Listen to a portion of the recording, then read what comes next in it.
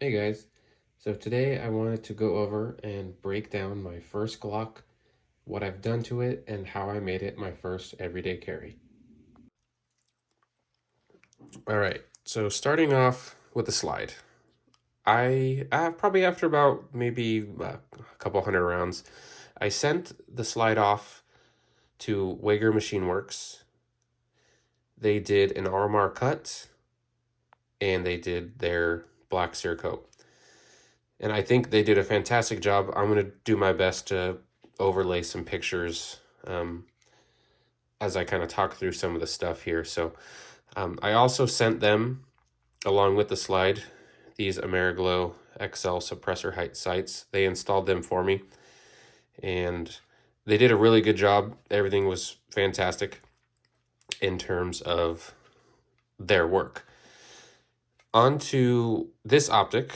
This was a very budget friendly, and I've been extremely happy with it. This is the Siley CT2. It is a 3 MOA green dot, and of course, it doesn't always translate on camera.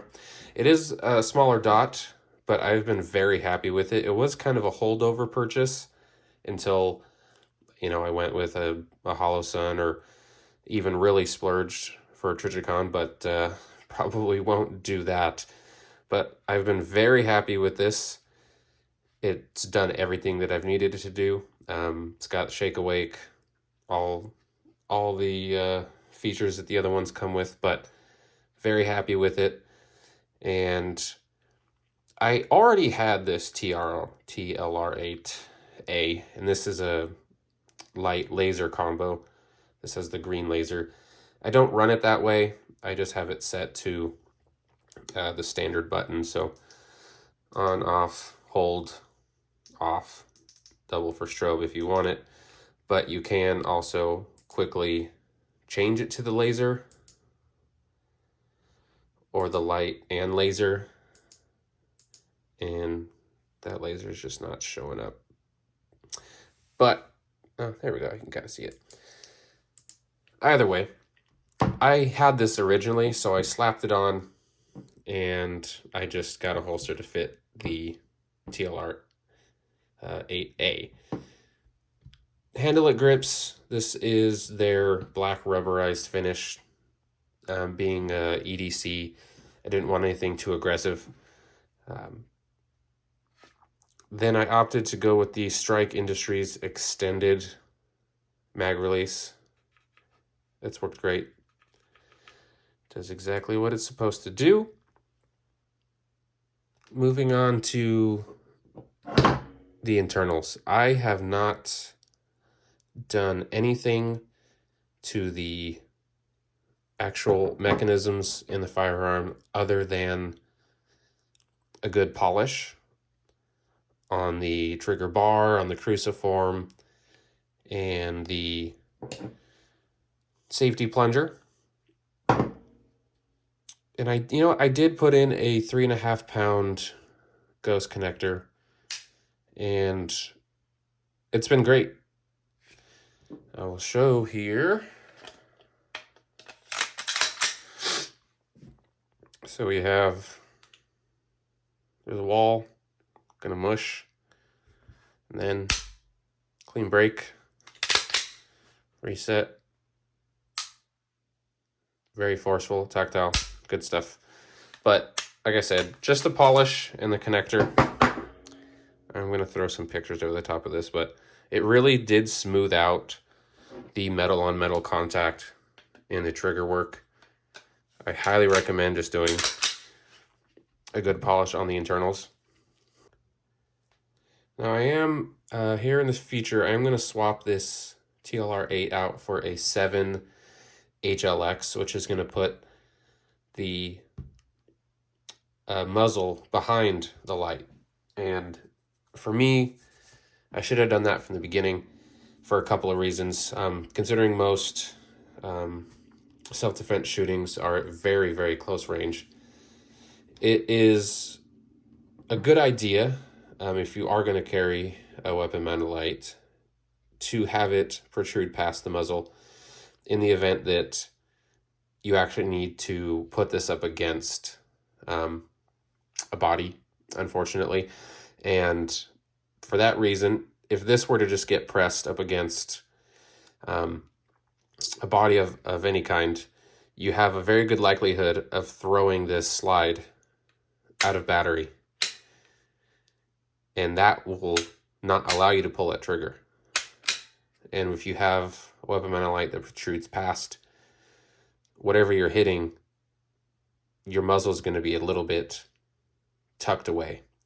So you're still going to be able to get the shot off while pressed up against a body. So I will be working on that. And I'm going to show this. This is my first holster. This is a Xiphos Elite from Tier 1 Concealed. This was white, as you can tell. And I've completely just butchered this thing. It's gone through a lot of use. I just threw some, I think it was a Krylon Fusion. I did a few coats on this, and other than the parts where the button on my pants kind of gouges right there, the Krylon Fusion has done a great job. If you notice, I have the loop side of a adhesive Velcro here. And kind of just a pro tip, if you're gonna run a wedge, get some adhesive Velcro, because I don't always wear this. And the ones that come from Tier 1 are kind of, they're, you know, permanent. And if you don't want them to be, or you want to try a different size out, just get some adhesive Velcro, put that on, press it in, and you're good to go. And when you don't want to run it, take it off.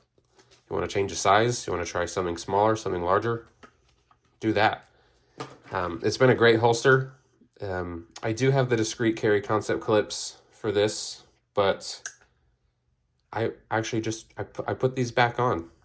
I just prefer them, and I love this claw. It's been great. It's a good holster. When I swap this out for the 7 HLX, I think I'm going to try Tenacore. I've heard nothing but good things in regards to their holsters, and so I'm going to give that a shot. And I'll probably do a video on that in the future, but light first holster. And yeah, guys, that is it. Pretty much. Ammo. These are 115 critical defense from Hornady. I'm going to run through these. I have since switched to the 124 grain Federal HSTs. I just found that those to be a little bit more consistent in expansion. And I had some trouble feeding these, even in OEM mags, which I do recommend for an EDC. But my solution to that was I put in the, I believe it was the Wolf plus 10% power on the spring. And I do have pictures of what it was doing, but the round was getting fed up and it was nosediving on the lip of the feed ramp. And it was always happening with the last few rounds. So as that spring was, it was just kind of lost some of its oomph, even though at that time there were probably only, 500 rounds through my OEM mags. So I was a little disappointed in that, but